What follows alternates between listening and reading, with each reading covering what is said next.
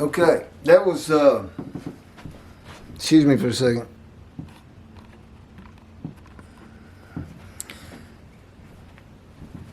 I guess the first half hour, I'm not positive. Should be getting a new supersonic memory card tomorrow. Tomorrow on Monday. It's already been ordered, supposed to be delivered tomorrow actually, but I know they won't deliver it on Sunday. And you won't have all these chapter 13, part 1 and part 2. And one of them, 16 and 17, no, it was the era of remembrance. We couldn't get anything done with Movie Maker or the converter. Nothing was working. We finally went straight from the memory card that we had, and then to create and pull that. But anyway, it got divided into 6 pieces. One of them, most of them about 9 minutes long, which is probably something most video watchers like. But one of them was 1 minute, 27 seconds. And that's just embarrassing. But anyway, that'll presumably stop, that this thing will go a full hour and a half without the interruption I just had.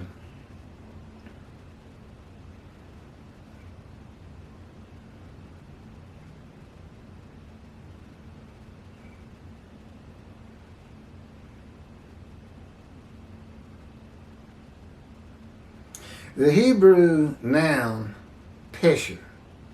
Again, this was their kind of equivalent to a midrash and commentary on the scripture.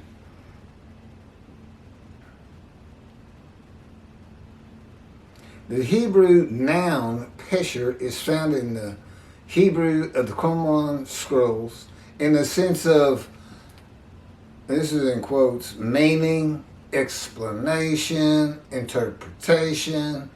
It is similar to Midrash and the Talmud. Various biblical texts were deemed prophetic and were subjected to pesher interpretation, even when appearing to non-prophetic literary contexts. A copy of the pesher of Hallah dates to the beginning of the 1st century Common Era. That would be the century Jesus was born. The pesher of Habakkuk attributes this technique to the founder of the community, teacher of righteousness. The Qumran sect, like the broader Jewish movement from which it sprang, took a critical view of the established orthodoxy of its time, believing Israel to be under divine judgment, regarding itself as the true remnant of Israel, and awaiting its imminent vindication at the end of days, as they call it. That's in quote, end of days. At the end of days, evil would cease. The wicked would be destroyed, and the righteous would live under a divine blessing. Okay, that's the day of the Lord. This is what he's talking about. There's about 7 prophets who mention the day of the Lord, and they all read pretty much like that. Some of them are more graphic as to evil being put to death in all kinds of various ways, this and that. But it's not a total end of the days of the earth. It's just an end for the evil people. People who do bad things. Okay? All that is completely changed when you get to Malachi 3, God's last words on the day of the Lord. And the reason it's written like that by all these other prophets is because that was antiquity. That's what they needed to hear. I want to build my house and live in it myself. People just drag me in, throw me in. I grow crops. They come and take them and eat them. They take my kids into slavery.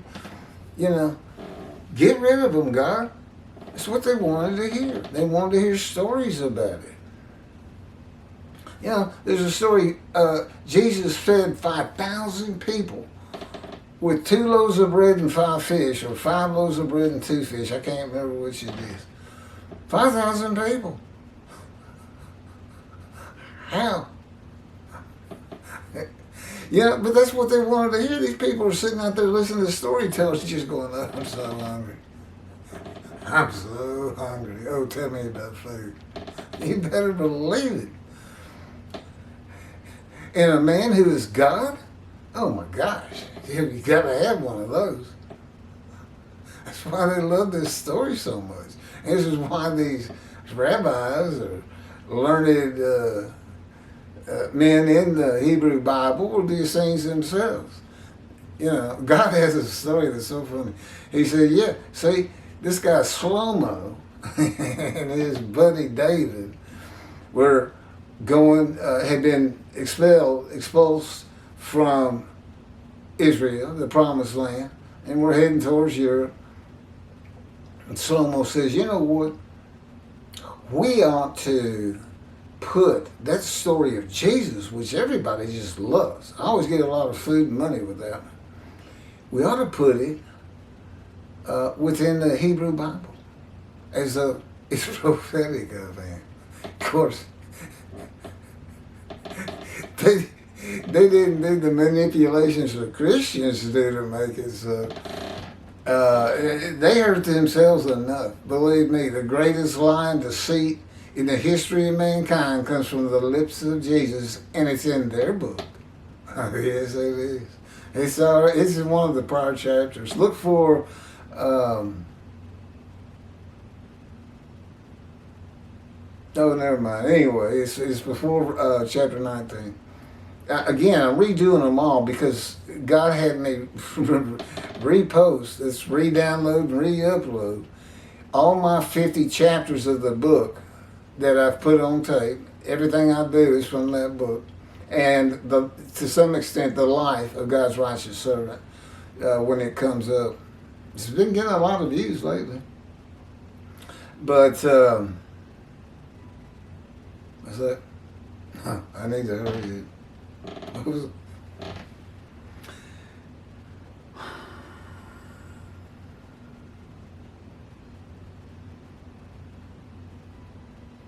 The Qumran sect, like the broader Jewish movement from which it sprang, took a critical view of the established orthodoxy of its time, believing Israel to be under divine judgment. Okay, I just read that. This is not unlike the teachings in Judaism today of a redemption, restoration, and exaltation with peace throughout the world when the Anointed One comes, who will perfect the world, build the temple, have the entire world speaking Hebrew. I'm Moshe, I can tell you right now, that's not going to get done by me, by myself. That's not going to happen. And that's with God with me. And he makes me a lot better. You know, he's knocking my emotions down to nothing. I don't anger as quickly and as wildly as I once did, and it doesn't feel the same even when he makes me angry, which he does every day. You know, he didn't say, you know, Ezekiel, you know how you know he went through the fire refinement? And the fact he got pinned to the ground for over a year with his hands handcuffed behind his back in the cords of God's power. And he wasn't allowed to turn side to side. About 40 days of all the time he was on the ground, he got to turn to the other side. And it was for the sins. Think about Isaiah 53. He's wounded for our sins. It was for the punishment of the house of Israel and the house of Judah. Well, their punishment is because they were sinning. You may as well say for the sins of the house of Israel, you know, a punishment commensurate with them. But Ezekiel, I mean, you know, he's a good guy. He's aghast. He's being maltreated. That's how he would feel. I do too. You know, I'm a sinner. You know, I kind of fell into all of them except murder, one way or another, at one time or another. But I mean, I wasn't a habitual sinner. Pretty good guy, lawyer, you know, helping other people. But what? Okay, I gotta carry on. Thus saith the Lord. Redemption, restoration, exaltation, peace throughout the world. perfecting the world, building the temple. Everybody speaks Hebrew. It did not happen for them. Moshe did not come in the time because they were destroyed when the Jewish revolts came in 70. Yeah, they had to get out of town too. That's why we had the Red Sea Scrolls. They put them in great pots or something and buried them. And the whole Qumran community was ended up being destroyed along with the temple. And everybody was driven from the land. It's just Rome. And of course, Rome eventually falls, and they're not there. And anyway, that's the history of Israel. It's pretty complicated at times.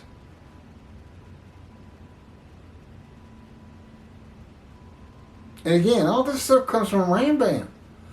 But your rabbis teach it as though it's come from the Hebrew Bible. I never hear them say, well, this isn't actually in the Hebrew Bible. This is what Rambam said. I've never heard them say that. No disclaimer. And yet their followers who don't really read the Bible, they just assume this is coming from God. This is something God said. And who doesn't want it? Knock out evil. Or take pain away. I'll be all for that. I've lived a life of serious pain. I got over 20 surgical scars. I was shot to the abdomen from 2 feet away.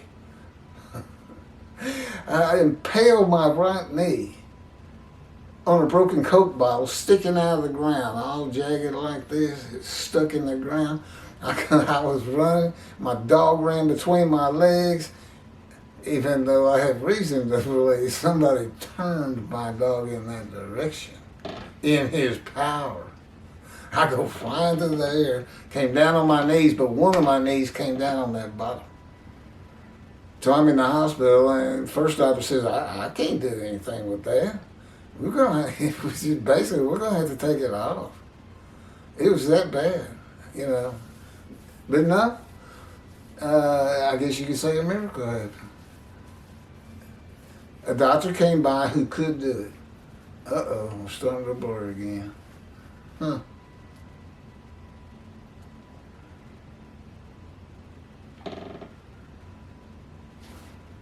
don't know if it's the card, but I have it on autofocus. This isn't supposed to happen. Well, sometimes it comes back on, so it comes back to a correct picture. I really don't want to have to start this again.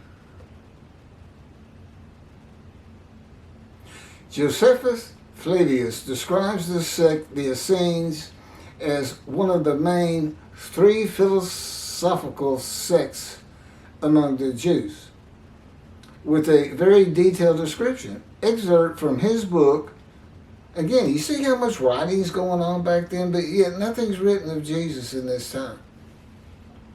Wars 2, chapter 8, include the third sect, which pretends to a severe discipline. These men are despisers of riches and very communicative, as raises our admiration. And as for their piety towards God, it is very extraordinary. That's from the Jewish Virtual Library. What do you want me to do? Well, I still got plenty. What's that? Hold on one second, please. Page. Oh, there it is. I got about one more page to from the book God dictated. I put the whole, if you look at the details, you get about the first 2.5 pages of that chapter. That's all the whole for 5,000 characters.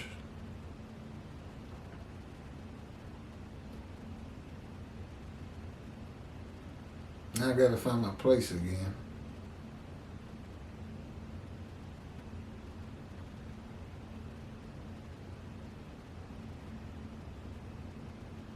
Okay, they despise riches and worldliness. You know, as Jesus said, it's very hard for a rich man to get to heaven.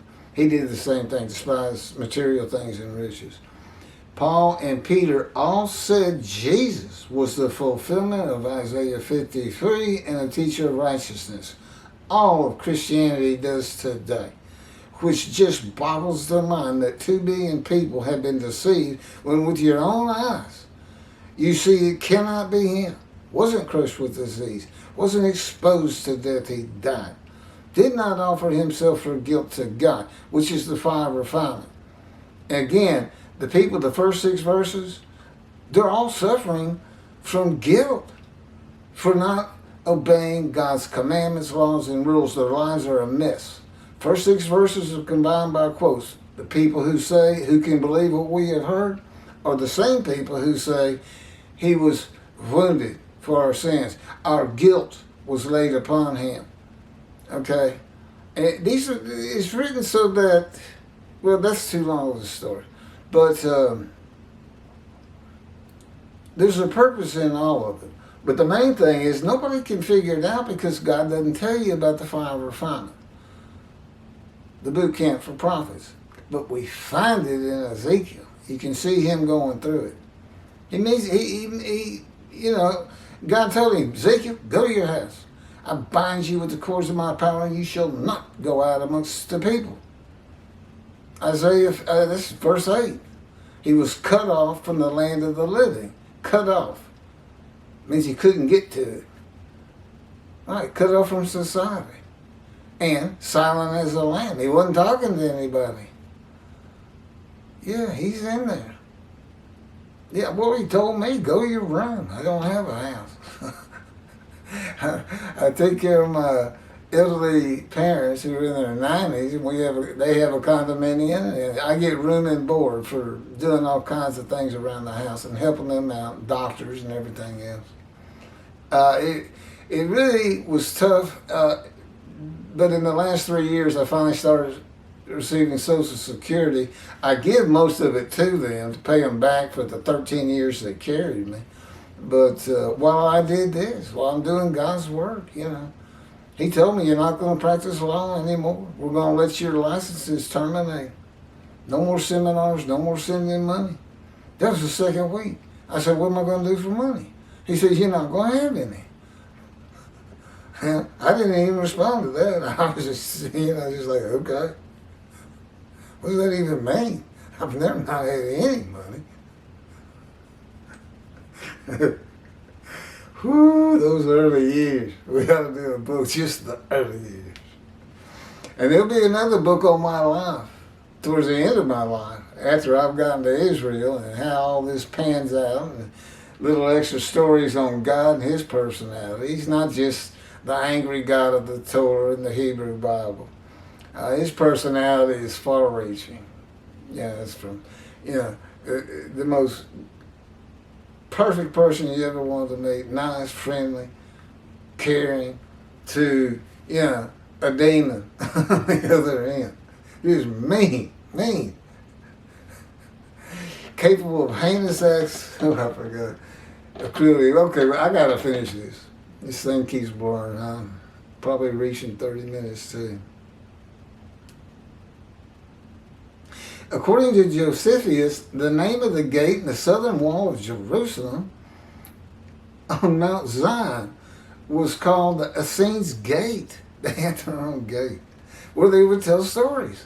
And of course, they would hear about Jesus if he wasn't a myth, which he is. Yes, he is. Certainly is. 3 religions of Abraham, only one's going to be right. It's the God of the Jewish people. That's who it is. No, there's no Allah, there's no Jesus. That's just the way it goes. Somebody's got to win out. Somebody's got to be right. Why not the poor Jews who went through the Holocaust and the hatred of the world for so long? The world which failed in being kind to the children God chose. Yeah, you all deserve a slap on the wrist, so to speak. The Essenes were writers and copyists and had their own gate in the southern wall of Jerusalem. Their founding leader claimed to be God's righteous servant, and so did Jesus. It is impossible to believe that the Essenes had not heard of Jesus. It is impossible to believe that they would not have gone to Jesus to question him and verify the stories around him and his claim of being God's righteous servant and write about him. A man that healed the sick, removed blindness, had the cripples walk, fed 5,000 people with 5 loaves of bread and 2 fish, walked on water, turned water to wine, raised the dead, was crucified, and 3 days later came back to life. I think he'd write about that. These people would. But they did. The Essenes were present in and around Jerusalem for 100 years before the birth of Jesus in the story, and another 40 or so years after his death, at the age of 30 by most accounts, in the first written story of him and his life in 70 Commentary. There's not one word written by the Essenes of Jesus. There is no account in the New Testament of Jesus and an Essene. They don't mention the Essenes. You know why? I think it's because they're known as writers and copyists. And whoever was putting that book, that first gospel together said, don't even mention them. They write about anything. They're like reporters today, I guess.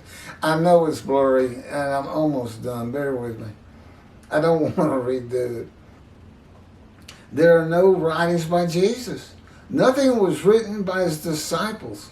There are no writings by Herod and Pilate or any Roman newspaper, poem, or book of this man who healed the multitudes, fed the poor, walked on water, raised the dead, turned water to wine, was crucified and rose from the dead to human life, and then rose to heaven. It's just not out there. 2 more paragraphs. While there are 3 Gospels under the names of 3 disciples, they are all considered pseudepigraphic, which in Greek means falsely attributed. You would write something and then oftentimes attribute it to a character in the story, just to give it more veracity. Writings which were attributed to authors who did not actually write them. And they were all written long after his death, full of quotes and teachings from Jesus himself. Quoted parables, and long speeches, and long sermons that could not be accurate if passed word to mouth. There's only one answer. The Essenes themselves are the beginning of the stories. The Essenes were the personification of the man Jesus. They were persecuted, and many lived in the country away from the city, as did Jesus. He lived off in his disciples off in mountains near Jerusalem. They maybe different mountains every night, I don't know. They were persecuted for their beliefs and disliked the Pharisees and Sadducees and the high priests. Jesus is a myth. I challenge you to Google myth, and you'll see Jesus just jump right out at you when you see how a myth is described. He never existed, and the story of Jesus and his life does not fulfill the verses of Isaiah 11 or 53. The Hebrew Bible is not prophetic of Jesus. That needs to be told to your Jewish friends too, to the extent you have any. The wrath of God. Jewish people, you're his servant. You going to help me or not? Build the temple, which I would have to be intricately a part of, I'm sure. Well, I can tell you, yeah, that's the land God wants. Yes, this is what it looks like. He just had me type this. Here's the specs. Yeah. And as a descendant of David, I can be made given the power of attorney. Keith E. McCarty, representing the group who raises the money, because that's what's so important about the Temple Mount. King David purchased it for God as a restitution for failing a test God put before him after he had taken actually it was a 3-part test, I think. Or he had 3 ways to go on it, and basically he failed. And he knew it. God, of course, forgave him. But he purchased it. That land is the Temple Mount. He purchased that for God. But, I'm a twig. but I'm on his ancestral tree. If this is what's so important, people, if it's a hang-up, I mean, why haven't you built it? Build the temple, never defeat it, disperse again. Don't build it. When God comes, he's coming with utter destruction to the land of Israel, and what he means is his creation is going to bring utter destruction to you, Jewish people, Israelis. You know, why don't your rabbis teach that? Maybe it's because it puts you in a mood that you don't want to donate. Maybe they just you like to hear about no pain in the world perfected, evil gone. Huh? Yeah, that's what Rambam did too. And that's where they get it from. And that's why they're all dismissed. Because that's what Judaism is today. Whether a particular rabbi teaches it or not, he is part of Judaism. Nothing else. He needs to be proactive. In any event, dismissed. I am the only teacher he recognizes. That's in the Hebrew Bible. And I teach these books. And I'm doing it right now. But I'm not going to go build a temple by myself. What does that even mean? If Moshiach does that, he is the Moshiach. If the dead rise, he is the Moshiach. Look, this guy, he's in the early Middle Ages, okay? Still believing in the resurrection of the dead, which we, by and large, don't believe in anymore, despite all our movies we enjoy. You just can't take the dust of people 1,000 years ago and make them human again. And God provides for you. You got to know how the Bible reads. You can take apart. This was written for antiquity. That can't happen today. And this was for us. Chapters 1 through 10, 1 and 10 of Ezekiel is spiritual heaven. The eyes and the wheels and on the creatures are the spirits of the Jewish people being picked up left and right, east, west, north, south. And then in chapter 10, same groups, same creatures, lift up and take this wheel works that they're in, the spirit's in, to God's house. I was going to say platform of heaven, but to God's house, and God is above that. He's there. That's spiritual heaven, people. Okay, but what do we have in 37? God says, Ezekiel, let's go to the valley of bones. Ezekiel, say this, rise, old bones, rise. And out of nowhere, flesh and muscle and internal organs and stuff start slapping on those bones, and they become the people they once were. Okay, you want to believe in that?